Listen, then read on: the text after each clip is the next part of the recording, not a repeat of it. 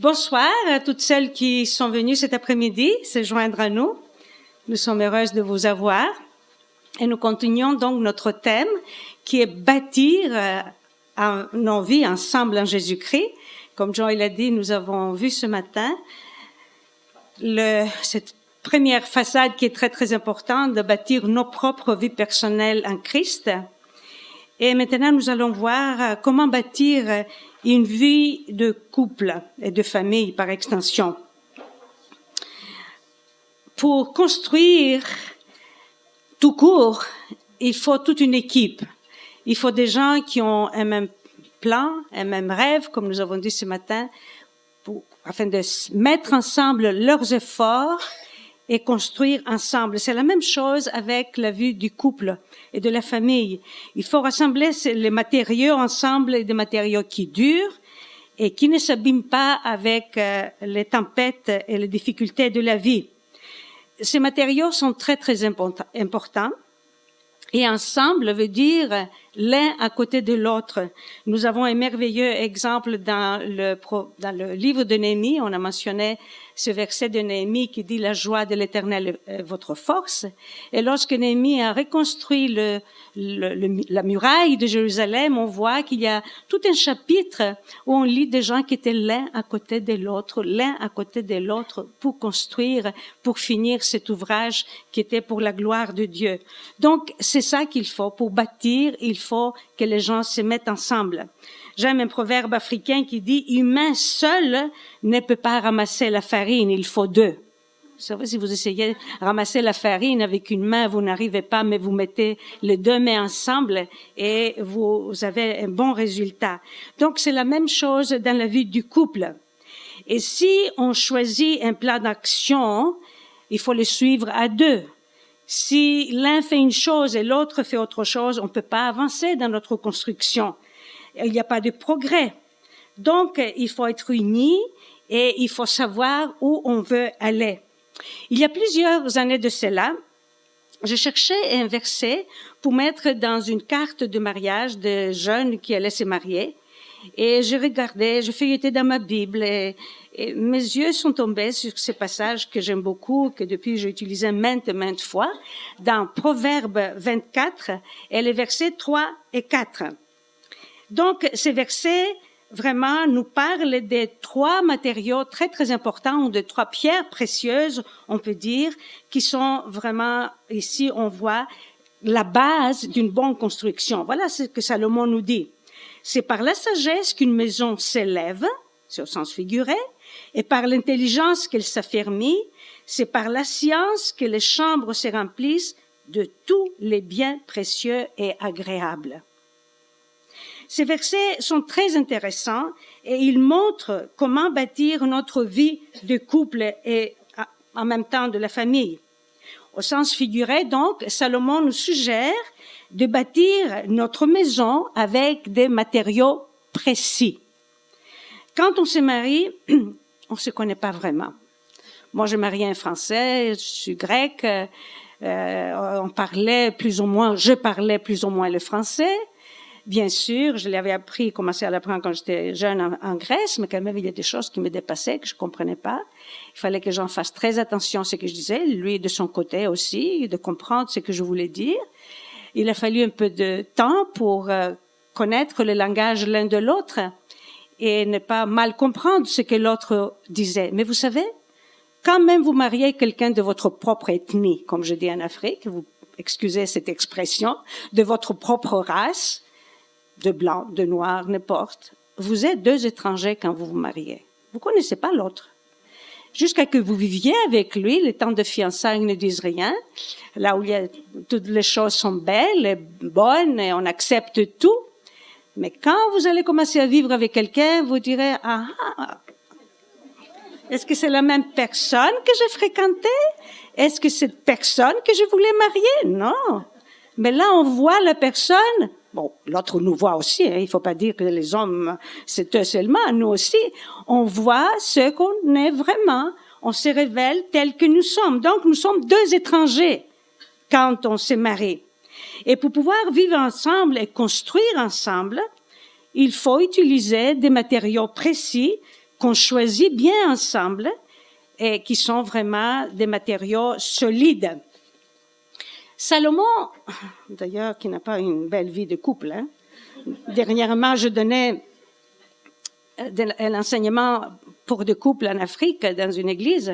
Le pasteur m'avait demandé de le faire et j'ai dit ça, les gens, vous savez, on n'y pense pas. On a plein de livres qui parlent du couple. Et on idéalise les choses où on prend ma femme, obéissez vos maris, mari, faites ceci, faites cela, des clichés. Je suis fatiguée des clichés. Alors, si on examine les couples dans la Bible, on voit pas un exemple, à part le couple Elkana et Elkana et Anna, malgré qu'il y avait la polygamie, ou Priscille et Aquila dans le Nouveau Testament, on voit un couple vraiment uni, qui travaillent ensemble, qui vivent ensemble. On ne sait pas beaucoup de choses sur eux, mais on trouve quand même comme l'unité dans ce couple et la détermination de travailler pour Dieu. Mais prenez le couple de l'Ancien Testament et montrez-moi un couple que vous pouvez prendre un exemple et que vous voulez suivre leur exemple. Moi, j'en trouve pas. Non, sérieusement. En commençant par Abraham et par Sarah, par Isaac et Rebecca, et Jacob et ses polygamies, et les femmes et les histoires avec la belle famille. Non, il n'y en a pas. Il n'y en a pas. Mais c'est bon de voir ça parce que on prend des choses quand même, de bonnes leçons par des exemples négatifs. Vous me direz, ces hommes et ces femmes sont mentionnés dans le livre d'Hébreux, dans l'épître aux Hébreux, dans le chapitre 11, dans cette galerie des hommes et des femmes de foi, et ils sont mentionnés là comme des hommes et des femmes de foi. Dans le chapitre 3 de Pierre, où Pierre nous dit d'imiter Sarah qui appelait son mari Seigneur, n'est-ce pas? Mais qu'est-ce qu'elle a fait, Sarah? Elle a poussé Abraham de prendre sa servante, et on paye encore les conséquences aujourd'hui. Hein? N'est-ce pas? On paye encore les conséquences aujourd'hui de son acte de désobéissance, de sa précipitation. Elle voulait aider Dieu à accomplir son plan. Voyez-vous, c'est pas ça mon propos aujourd'hui. Je ne vais pas vous parler de ce couple. Mais Salomon, qui n'a pas eu un bon exemple non plus dans la famille de son père, pourtant David, c'est un homme selon le cœur de Dieu. Il n'y en a pas un autre comme lui. Pourtant, il a fait un mess, comme on dit en anglais. Il a fait vraiment une salade russe de sa famille, de sa situation, ses femmes, les enfants qui étaient contre lui. Vraiment, il s'enfuyait, même Absalom voulait le renverser de son trône. Pas beau, n'est-ce pas? Salomon a eu donc toutes ces histoires de famille devant lui. Il n'a pas fait mieux, hein? Pourtant, il nous a écrit un doctorat sur la sagesse, le livre de Proverbes, d'Ecclésiaste. Mais c'est là, dans la parole de Dieu, et c'est pour un but précis pour nous d'apprendre de ces personnes-là. Donc Salomon, je reviens à mon Salomon, il a observé les couples autour de lui et il a vu que les gens vraiment vivaient n'importe comment. Et il commençait peut-être bien, mais il finissait pas bien. Lui-même, c'est la même chose. Et il a compris que pour construire une vie familiale, il fallait construire comme on construit une maison, vraiment. Et il nous suggère d'utiliser 3 matériaux très, très importants, 3 pierres précieuses avec lesquelles nous devons nous efforcer et à bâtir nos vies de couple. Et vous savez, ça finit jamais. Ça ne finit jamais la construction de la vie d'un couple et d'une famille. Donc, les 3 pierres qu'il nous suggère, c'est la sagesse, l'intelligence et la science. Vous allez me dire, mais c'est quoi ça? C'est très théorique. Donc, dans ce texte que je vous ai lu, on voit ces 3 matériaux. Mais, on a parlé de la création un peu de Dieu et tout ce qu'il a fait pour nous. Si on va au chapitre 3 du livre des Proverbes, et au verset 19 à 20, je lis, Proverbes 3, 19, « C'est par la sagesse que l'Éternel a fondé la terre, c'est par l'intelligence qu'il a fermé les cieux, c'est par la science que les abîmes se sont ouverts et que les nuages distillent la rosée. » Qu'est-ce que Dieu a utilisé pour créer l'univers, la terre, les abîmes, etc.? La sagesse, l'intelligence et la science. Et si on va dans un psaume, au psaume 104 et 24, nous voyons exactement ces matériaux qui sont mentionnés. Donc, la sagesse est un très grand thème dans la parole de Dieu. Nous trouvons le mot sagesse de l'Apocalypse, de la Genèse jusqu'à l'Apocalypse. Et la sagesse pour les Juifs n'était pas quelque chose d'abstrait. C'était pas comme pour les Grecs la philosophie. Vous savez que l'amour de la sagesse en grec, les Grecs c'était tout théorique, tout était dans la tête. Mais pour les Juifs c'était très pratique. C'était la façon qu'on vit. C'est la façon qu'on travaille même. Je vous donne un exemple sans aller lire ce texte dans Exode 35, 30 à 35, le chapitre 36. Il y a toute une liste de personnes, d'hommes et de femmes, qui avaient la sagesse. Dieu leur a donné la sagesse. Pourquoi? Pour construire le tabernacle. Tous les artisans. On nous a exposé en bas de la poterie. Je vous ai parlé de mes femmes en Afrique qui font la poterie sans tour, sans rien. Mais qui est-ce qui donne la sagesse pour faire ces choses? Qui a donné la sagesse à nos femmes ici du comité qui sont artistes, qui préparent de belles choses, qui nous les présentent? C'est Dieu qui donne la sagesse pour faire cela. Donc, c'est l'aptitude, la capacité de pouvoir faire des choses et de les faire bien. Ça, c'est la sagesse tout court pour les Juifs, si on voit dans l'Ancien Testament. Et lorsque l'apôtre Paul explique aux Corinthiens qui cherchaient la sagesse, bien sûr, il dit la différence qu'il y a entre la sagesse humaine et la sagesse de Dieu. Et il conclut, « Or, c'est par lui que vous êtes en Jésus-Christ, lequel, de par Dieu, a été fait pour nous sagesse, justice et sanctification et rédemption. » Donc c'est Jésus-Christ qui est venu personnifier la sagesse de Dieu. Et aux Colossiens, il prie, afin qu'ils aient les cœurs remplis de consolation, qu'ils soient unis dans l'amour et enrichis d'une pleine intelligence, les trois choses, pour connaître le mystère de Dieu, savoir Christ, mystère dans lequel sont cachés tous les trésors de la sagesse et de la science. Lorsque nous acceptons Jésus-Christ dans notre vie et nous le laissons changer et le transformer, on en a parlé ce matin, notre point de vue change, notre perspective sur la vie change, nos objectifs changent, nos désirs changent. Nous abandonnons ce que nous avions avant dans notre ancienne vie, puisque nous sommes une nouvelle créature, n'est-ce pas? Et nous voulons plaire à Dieu. Et nous sommes tous influencés par notre milieu familial, religieux ou culturel. Chacune de nous, si elle examine un petit peu sa vie, elle verra, il y a beaucoup de choses qui restent là parce qu'on a appris comme ça, on nous a enseigné comme ça, on était influencés par cela. Examinons donc pour voir ces trois éléments. La sagesse, c'est par la sagesse qu'une maison s'élève. Donc, qu'est-ce que c'est que la sagesse pratiquement parlant et comment on utilise cette sagesse pour construire notre vie de couple et de famille? Comment est-ce que se manifeste dans nos relations de vie de couple? Dans Proverbe 9 et verset 1, nous lisons « La sagesse a bâti sa maison, elle a taillé ses 7 colonnes. » Alors que le mari et la femme doivent construire leur vie de couple ensemble, Salomon, à un certain moment, au chapitre 14, met beaucoup de poids, je trouve, sur la femme. Et là, il dit, Proverbe 14, 1, la femme sage bâtit la maison. On a dit que ce matin que le Seigneur a divisé les gens entre les sages et les insensés. Nous, on divise les gens, on les met sur des catalogues ou des listes, les riches, les pauvres, les intelligents, les moins instruits, n'est-ce pas, les noirs, les blancs, les chinois, et les indiens, n'importe.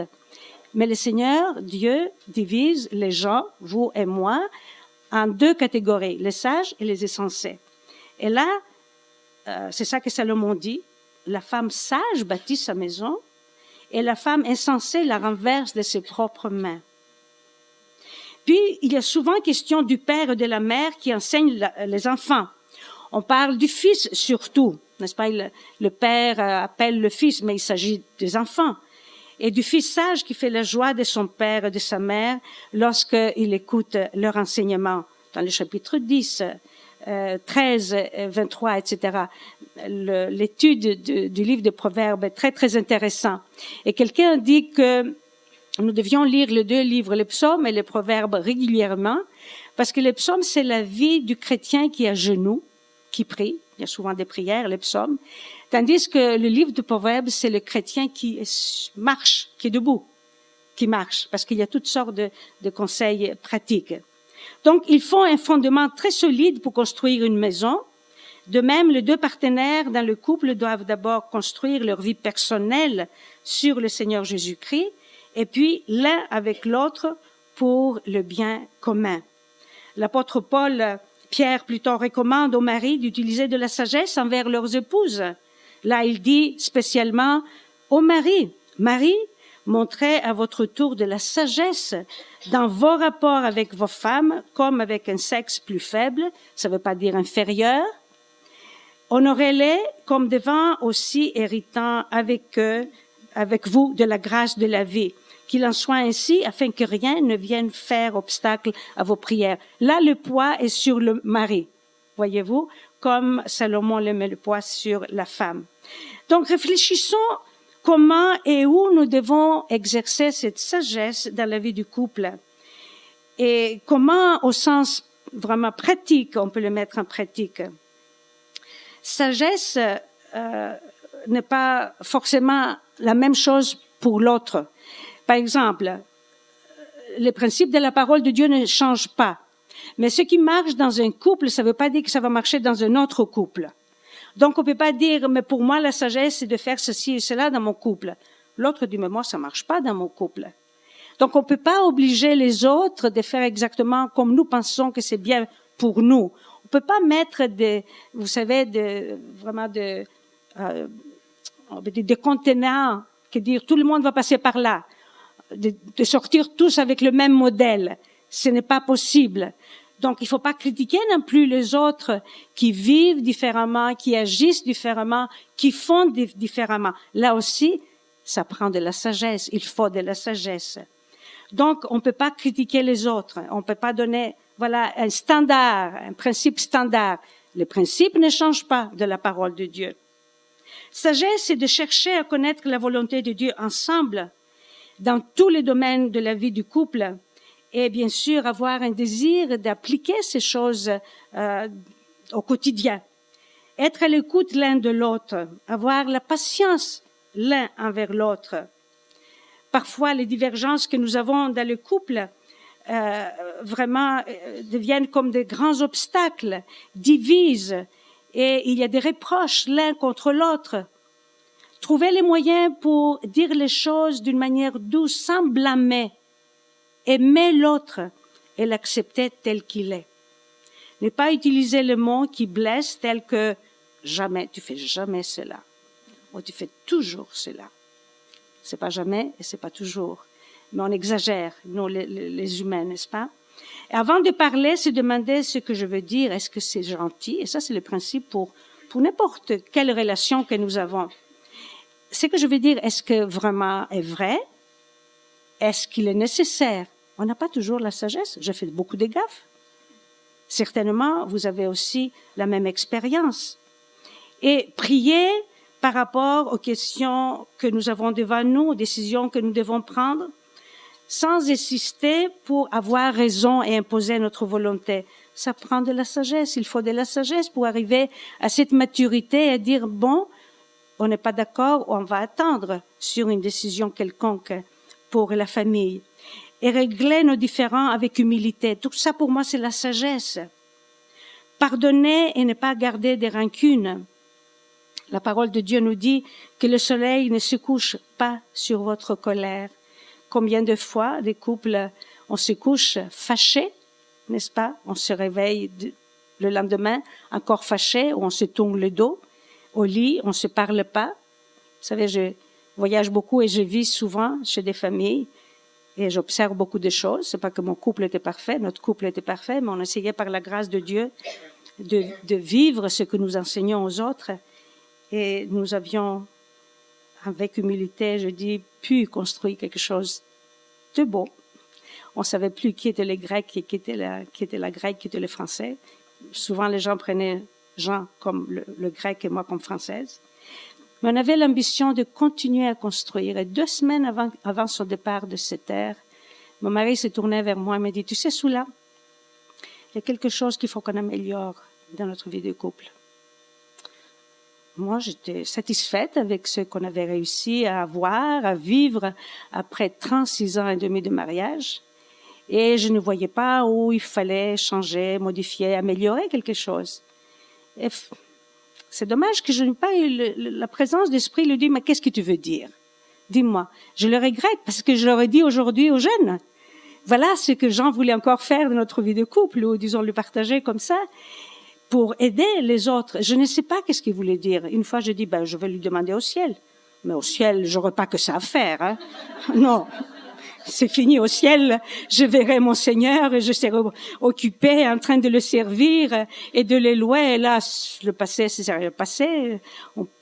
Donc, vous voyez, mais il faut avoir cette ambition. On ne finit jamais de construire notre vie de couple comme on ne finit jamais de construire notre vie personnelle en Christ et avec Christ. Est-ce que vous avez besoin de sagesse? N'est-ce pas? Oui. Chacune de nous a besoin de sagesse. Il y a 2 semaines, je parlais à une conférence à Montréal et notre thème était sagesse au féminin. Tout le thème était sur la sagesse. Mais l'apôtre Jacques nous dit que si quelqu'un manque de sagesse, qu'il le demande. Voyez-vous, vous et moi, on essaye de nous débrouiller seuls. On a des difficultés dans le couple. Et on essaye de les résoudre seuls, au lieu de se mettre à genoux, de dire, on ne sait pas comment faire face à cela. On n'est pas capable, on n'est pas spécialiste, personne n'est spécialiste. La même chose pour élever des enfants. Ça, c'est des parenthèses que je fais. Vous savez, quand j'étais jeune, je regardais les vies de couple. Je voulais pas d'ailleurs, j'avais peur du mariage. Je voulais pas échouer dans ma vie de mariage. Et je voyais aussi des gens qui élevaient des enfants. Je dis, oh là là, mais comment ils font ces gens-là? Pourquoi ils font ça? Mais quand j'ai eu 3 enfants, que chacun était différent, que chacun a eu sa tête et sa personnalité, je demandais pardon à Dieu pour mon attitude avant. On peut pas critiquer. Vous savez, il y a personne qui va vous dire, aucune université, aucune faculté, aucune école supérieure qui va vous dire comment avoir une bonne vie de couple et devenir des parents merveilleux. Tout donner à vos enfants en ayant la sagesse et l'équilibre, etc. On a besoin de sagesse et on l'oublie souvent. Et alors, on fait des petites choses, là, on répare, on peut dire les choses, mais il y a des plaies qui restent et on les guérit pas parce qu'on va pas à la bonne source et on ne demande pas la sagesse de Dieu. Constamment et continuellement et chaque jour, on doit demander la sagesse de Dieu et l'apôtre Jacques nous dit, le Seigneur la donne abondamment et il va pas vous rapprocher, il va pas vous dire, vous le reprocher, il va pas vous dire, mais tu connais pas ça? Dieu va jamais me dire ça. Non, Seigneur, je ne sais pas ça. Parlant de sagesse, maintenant que je suis seule, que je vis seule, j'ai besoin d'énormément de sagesse. Je mets des barrières autour de moi pour me protéger. Je mets mes propres principes. Parce que je vais vivre pour la gloire de Dieu, je vais donner un bon témoignage à mes voisins. J'ai besoin de sagesse, constamment. Donc c'est par la sagesse qu'une maison se construit, s'est bâtie, et par l'intelligence qu'elle s'affermit. L'intelligence, donc, est la deuxième pierre précieuse qui est souvent accompagnée par la sagesse dans la Bible. L'une suit l'autre comme les sœurs jumelles. Il ne s'agit pas de l'intelligence intellectuelle pour montrer son savoir. Il y a des personnes intelligentes qui n'ont pas d'instruction, qui n'ont jamais fait d'études, mais qui sont des personnes intelligentes. L'intelligence ici n'est pas théorique, mais très, très pratique. Cela veut dire que nous avons le discernement pour choisir les choses qui sont bénéfiques pour affermir la vie du couple selon les circonstances et selon les moments que nous vivons. On cherche l'intérêt de toute la famille, on évalue une situation donnée et on voit comment elle est composée, cette situation, et comment nous devons prendre une décision avec objectivité. Souvent, on n'est pas objectif et souvent, on veut imposer notre propre volonté. Et bien sûr, chacun tire, comme on dit, la couverture de son côté. n'est-ce pas, dans le couple? Non, je ne vais pas faire comme ça, toi tu veux faire comme ça, non, moi je vais faire autrement. Vous voyez? Et c'est pas une attitude qui glorifie Dieu. Pour nous, les chrétiens, le standard n'est pas ce qui se fait dans le monde. Malheureusement, on se laisse influencer par le monde, mais ce qui est écrit dans la parole de Dieu, afin de pouvoir vivre dans l'harmonie. Par exemple, pour les jeunes couples, aujourd'hui, avec les connaissances que nous avons, décidé pour le nombre d'enfants qu'on veut avoir.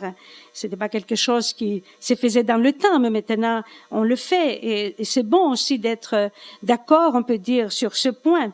L'orientation, la carrière des enfants, comment on va conseiller les enfants selon leurs capacités, selon leurs dons. C'est par l'intelligence que cela se fait. Avoir l'équilibre aussi pour ceux qui sont très actifs dans une église, dans une œuvre chrétienne, avoir l'équilibre entre le temps qu'on donne à l'œuvre de Dieu et le temps qu'on donne à la famille. Même l'intelligence pour vivre la vie intime dans le couple, il faut de l'intelligence. Savoir aussi choisir selon les moyens que nous avons, comment vivre, comment se nourrir, n'est-ce pas, surtout dans notre monde d'aujourd'hui. Et pour nous, les femmes, si c'est nous qui faisons la cuisine, les choses ont beaucoup changé aujourd'hui. Moi, j'ai un fils qui aime beaucoup cuisiner. Mon mari aimait préparer les plats, les décorer, etc. Mais la cuisine, c'était rare qu'il la faisait. J'aimais beaucoup faire la cuisine, mais lui, je le vois, il revient des grands voyages et il se met à la cuisine et il cuisine. Je vois chez d'autres couples pareil. J'étais chez mon neveu à Nice juste avant de venir ici et je voyais, il allait à la cuisine. C'est beau de le voir. Ben, bon, pour nous, les plus âgés, on peut dire que ce sont des nouvelles donnes, comme on dit. Mais allez-y, vous les jeunes femmes, si vous avez des maris qui aiment faire la cuisine, mais pourquoi pas? Ou faire la vaisselle, etc. Vous aurez des questions certainement après. Il faut aussi de l'intelligence pour savoir reconnaître ses erreurs et apprendre des leçons par nos erreurs et être objectif. Donc notre texte dit que c'est par l'intelligence que la maison s'affermit. On met donc la base de la construction avec la sagesse et on continue à consolider notre bâtiment de vie de couple avec l'intelligence et tout au long de notre vie. La troisième pierre précieuse, troisième élément, c'est la science. Le texte dit que c'est par la science que les chambres de cette maison se remplissent de tous les biens précieux et agréables. Voilà donc la science. C'est quoi la science? C'est quoi cette science qui est importante dans la vie de couple? Cet ingrédient, nous dit la Bible, nous rendra capables de bien gérer notre propre vie. Le résultat sera la plénitude et le bonheur. Les biens ici, bien sûr, sont au sens figuré. C'est pas qu'on va être riche. Permettez-moi de faire une parenthèse, je ne sais pas votre arrière-plan théologique où vous en êtes, mais malheureusement aujourd'hui, on prêche très facilement, j'ai horreur de cela, surtout en Afrique, l'évangile de la prospérité. Tu viens à Christ, tu vas être riche. Tu vas être en bonne santé. Tout va aller bien dans ta vie. C'est le contraire de ce que l'évangile nous dit. C'est le contraire de ce que la Bible nous dit. N'est-ce pas? Il ne s'agit pas ici d'avoir des biens pour être riche, pour pouvoir profiter de la vie. Non, l'évangile de la prospérité, c'est une hérésie. Excusez-moi s'il y en a qui croient à ça. Donc, c'est le bien spirituel dont parle ici la parole de Dieu. Mais si on est sage, si on est intelligent et si on a la science, on sait aussi gérer, même si nos moyens sont petits, on va être heureux, on va être content, on va avoir suffisant. On a parlé du contentement et on viendra avant de finir cette session. Donc, voyez-vous, la question monétaire souvent divise le couple. Beaucoup de couples souffrent de cela ou se disputent à cause de l'argent. Apprendre à faire un budget, à voir qu'est-ce qu'on a comme salaire, qu'est-ce qu'on a comme revenu pour pouvoir vivre avec cela. Je dis souvent dans mon témoignage, nous avons commencé notre ministère à Lyon.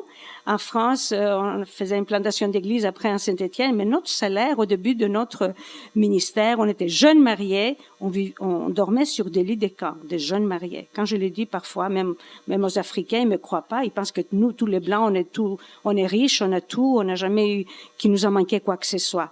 Et notre salaire était suffisant pour 3 semaines. Pas assez pour 4 semaines. Alors, il fallait tirer la corde, manger les patates à l'eau, n'est-ce pas? À manger la viande une fois par semaine et faire très attention. On peut vivre avec beaucoup et on peut vivre avec moins si on apprend à gérer nos affaires. Et bien sûr, savoir gérer tout cela, pas en se disputant, mais en harmonie. Et apprendre aussi à être généreux envers l'Église, envers Dieu, donner nos dons, pas à la fin du mois, mais lorsque le salaire arrive. Et là, je vais vous raconter une histoire qui nous est arrivée à Lyon. Un membre de notre Église a dit un jour à mon mari qui parlait des offrandes à l'Église, « Monsieur, comment est-ce que vous faites? Moi, à la fin du mois, je n'ai rien. Il n'y a rien qui me reste pour mettre dans les offrandes de l'Église. » Et mon mari lui a dit, « Mon pauvre, si nous attendions la fin du mois pour donner à l'Église, on ne donnerait rien. » Parce qu'on avait, je vous dis, un salaire assez pour vivre 3 semaines. Mais c'est quand nous recevons notre salaire qu'on met de côté ce que Dieu nous met à cœur. Donc, toutes ces choses, ça fait partie de notre vie du couple chrétien. Je comprends qu'on a même ici des femmes qui vivent avec des maris qui sont pas chrétiens. Et là, il faut beaucoup de sagesse. C'est notre mode de vie. Il faut beaucoup de grâce pour vivre cela. Mais là encore, la parole de Dieu nous dit comment faire. Alors, bien sûr, il faut faire attention aussi à cette affaire de l'argent à laquelle je reviens, que Salomon nous dit, celui qui aime l'argent n'est pas rassasié par l'argent. Et celui qui aime les richesses n'en profite pas. C'est encore une vanité, il dit dans Ecclésiaste 5:10. La sagesse, l'intelligence, la science vont nous enseigner le contentement. Et le contentement n'est pas d'avoir ce que nous désirons, mais de réaliser tout ce que nous possédons déjà. On raconte l'histoire d'une fillette dont le père était un homme qui n'était jamais content. Et un soir, au cours d'un repas, elle a dit très fièrement, « Je sais ce que chaque membre de la famille aime. » Alors, tout le monde lui a dit, « Ah donc, dis-nous, qu'est-ce que nous aimons? » Alors, elle a dit, « Jean aime le hamburger. Julie aime la glace. Pierrot aime la pizza et maman le poulet. » Et son père attendait son tour, mais rien ne venait sur le père. Eh bien, il lui dit, « Et moi? Qu'est-ce que papa aime? » Avec une malice de cette petite fille, elle a fait l'innocente, mais c'était très percutant. Elle a dit, « Papa, tu aimes tout ce que nous n'avons pas. » L'apôtre Paul dit à Timothée, c'est en effet une grande source de gain que la piété avec le contentement, car nous n'avons rien apporté dans ce monde et il est évident que nous ne pouvons rien emporter. Si donc nous avons la nourriture et le vêtement, cela nous suffira, car l'amour de l'argent est une racine de tous les maux. Et quelques-uns, en étant possédés, se sont égarés loin de la foi et se sont jetés eux-mêmes dans bien de tourments, dit l'apôtre Paul. Voyez-vous, c'est aussi la maladie de notre siècle, n'est-ce pas? De envier, de vouloir encore plus et de vraiment convoiter ce que nous n'avons pas. Le prédicateur britannique bien connu, Charles Spurgeon, a dit qu'il a entendu beaucoup de chrétiens confesser leurs péchés, très souvent toutes sortes de péchés, mais il n'a jamais entendu quelqu'un qui a confessé son péché de convoitise. Et ça, c'est très subtil. On ne se rend pas toujours compte de cela. Et Paul attire notre attention sur le fait que l'argent n'est pas la cause, mais l'amour de l'argent. Je connais des gens qui sont très riches, ne sont pas attachés à leur argent. Alors, l'affection pour l'argent, l'importance que nous mettons là, et tout ça, ça se gère dans la vie de couple avec sagesse, intelligence et science. Un touriste a rendu visite à un homme religieux en Pologne qui était connu pour sa sagesse. Et le visiteur a remarqué que dans la chambre de cet homme, il y avait presque rien. Il y avait une table, il y avait une chaise, quelques livres. Et il était intrigué par l'austérité dans laquelle cet homme vivait et lui a dit, « Où sont vos meubles? » L'homme a répondu, « Où sont vos meubles, mon ami? » Et le visiteur a protesté, il a dit, « Mais moi, je suis ici que de passage. » Et cet homme a répondu, « Mais moi aussi. » C'est bon, n'est-ce pas? Le philosophe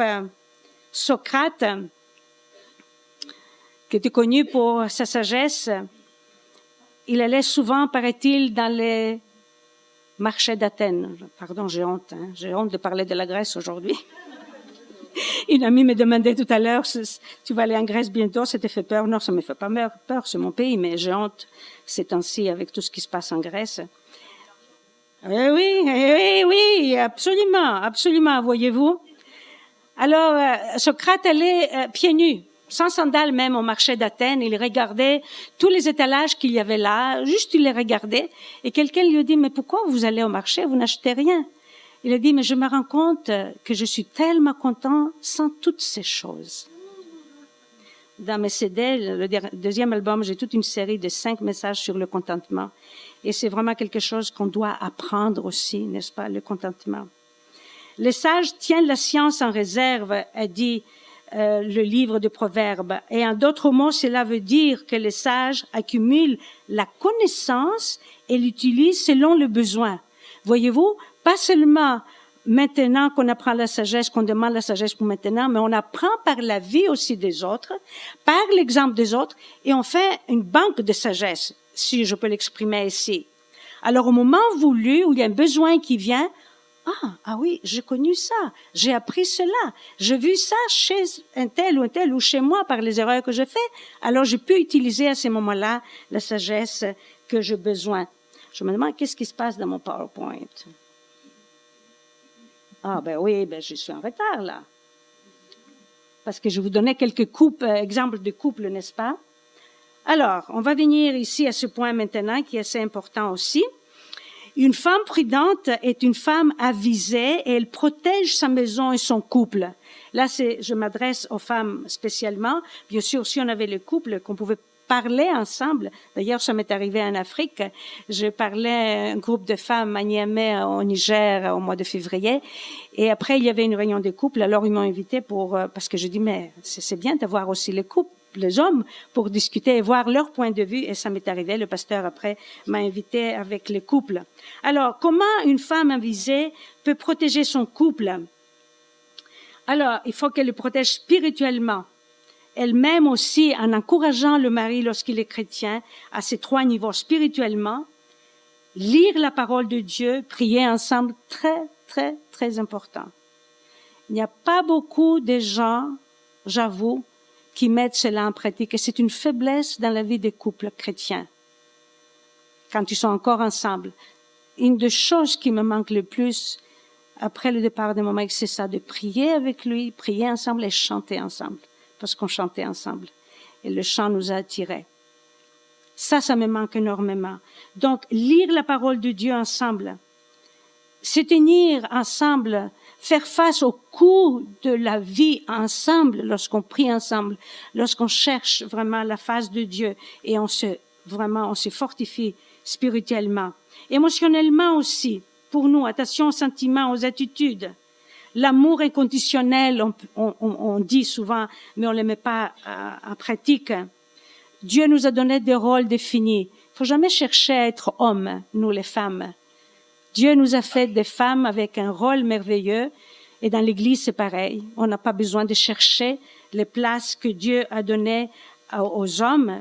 On a beaucoup de choses à faire pour servir dans l'Église. Donc, émotionnellement, c'est très important aussi de garder nos esprits alertes, notre vie spirituelle en harmonie avec Dieu, et aussi de ne pas se charger des soucis de la vie. C'est une question de discipline. On le fait aujourd'hui, mais demain, un autre souci va venir, on se décharge de nouveau. Vous voyez, c'était des exercices spirituels dont je vous ai parlé ce matin. Physiquement aussi, la vie intime du couple qui doit être maintenue. L'auteur de l'Épître aux Hébreux, il dit que le mariage soit respecté par tous, que les époux soient fidèles l'un à l'autre, parce que Dieu va juger les gens immoraux et les gens qui commettent l'adultère. Et dans 1 Corinthiens, l'apôtre Paul dit que le mari rende à sa femme ce qu'il doit et que la femme agisse de même envers son mari. La femme n'a pas autorité sur son propre corps, mais c'est le mari, et pareillement, le mari n'a pas autorité sur son propre corps, mais c'est la femme. Ne vous privez pas donc l'un de l'autre. Et si ce n'est pour un commun accord, pour un temps pour vaquer à la prière. L'aspect physique et aussi l'habillement jouent aussi un très grand rôle. La femme gagnera en faisant attention à sa toilette, comme on dit, pas pour mettre des choses extravagantes, mais d'être fine. La belle féminité biblique, elle est admirable, elle est belle, elle est bonne aussi, et elle attire. Et l'apôtre Paul dit, ayez la parure intérieure et cachée dans le cœur. Pierre dit plutôt 1 Pierre 3:4, la pureté incorruptible d'un esprit doux et paisible, qui a un grand prix devant Dieu. Et Paul dit aux Galates, vous avez revêtu Christ. Vous avez revêtu Christ. Que la bonté et la fidélité ne t'abandonnent pas, dit encore Salomon dans Proverbe 3:3. Lis-les dans ton cou, écris-les sur la table de ton cœur. Et un conseiller chrétien, je vais arriver à la fin presque, un conseiller chrétien donne 7 secrets, je vous ai mis exprès toutes ces choses, je n'ai pas mis beaucoup de choses sur mon PowerPoint, mais des choses importantes.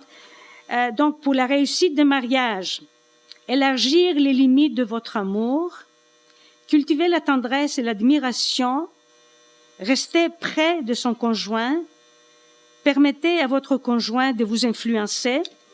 Je disais tout à l'heure combien on a influencé l'un l'autre dans notre vie de couple. Résoudre les problèmes qui ont une solution, qu'on peut trouver une solution. Hop, je viens en arrière. Je répète. Restez près de son conjoint. Permettez à votre conjoint de vous influencer. Ça va? On y va? Continue. Résoudre les problèmes qui ont une solution, disons, d'un commun accord. Il a dit surpasser vos rêves. C'est beau de pouvoir rêver, n'est-ce pas? Même si ce sont des choses qui vont jamais se réaliser dans notre vie de couple, mais quand on est ensemble, on peut rêver et c'est beau. Créer une atmosphère qui vous permet de partager ensemble le sens de votre relation. Cherchez vraiment des occasions pour partager ensemble. Vous savez, le malheur dans le couple, c'est que ils prennent pas assez de temps ensemble. Et j'observe aussi, j'ai toujours dit, très souvent, les mamans, nous les mamans, on donne beaucoup de temps à nos enfants. Et parfois on néglige notre mari. Et lorsque les enfants partent de la maison et le mari est encore là, on est comme 2 étrangers. On ne sait pas quoi se dire. Je connais des couples qui vraiment, une fois qu'ils arrivent à la retraite, ils se retrouvent nez à nez. Oh là là, il est toujours là, mais qu'est-ce que je vais faire avec lui toute la journée? Mais il me casse les pieds, il est dans la cuisine, il est partout, je ne peux rien faire. Oui, j'attends ce commentaire. Moi, c'est un plaisir pour moi, mon mari de la cuisine ou... Bon, qu'est-ce qu'on peut dire? Ça va? D'accord. Et donc, la même personne, 7 sérieux problèmes du mariage. La colère, l'anxiété et l'angoisse, une jalousie égocentrique, les finances, je vous ai dit tout à l'heure les finances, les dépenses inutiles ou l'avarice, l'infidélité, l'esprit de jugement, le mépris et la critique, la dépression sont les problèmes qui tuent la vie de couple. Pour celles d'entre vous qui vous êtes encore en couple, je regrette encore pour les femmes veuves ou pour les femmes qui sont séparées, qui, sans qu'elles le veulent, se trouvent dans cette statue aujourd'hui sans mari. Et je peux le comprendre et sympathiser, mais il fallait qu'on parle aussi de cette façade de la vie de couple. Pour celles d'entre vous, donc, qui avaient encore vos maris à la maison, comment va la construction de votre vie de couple? Quel est l'état de votre couple? Si on faisait un scanner, si on passait un scanner au-dessus de votre maison pour voir votre vie de couple, quels seraient les résultats? Qu'est-ce qu'on découvrirait? Quel serait le verdict? Quelle serait la maladie qu'on pouvait découvrir, qu'on peut découvrir? Mais mes amis, vous avez du travail à faire. Et si même vous avez des maris qui sont insupportables, supportez-les un peu. Autant que ça dépend de vous, n'est-ce pas? Et continuez à construire dans votre vie de couple et de famille. Le principe de l'amour est très, très important, le respect. Et ce sont des choses, bien sûr, que vous voulez avoir. Vous désirez l'amour et votre mari désire avoir le respect de sa femme. Des choses aussi très, très importantes.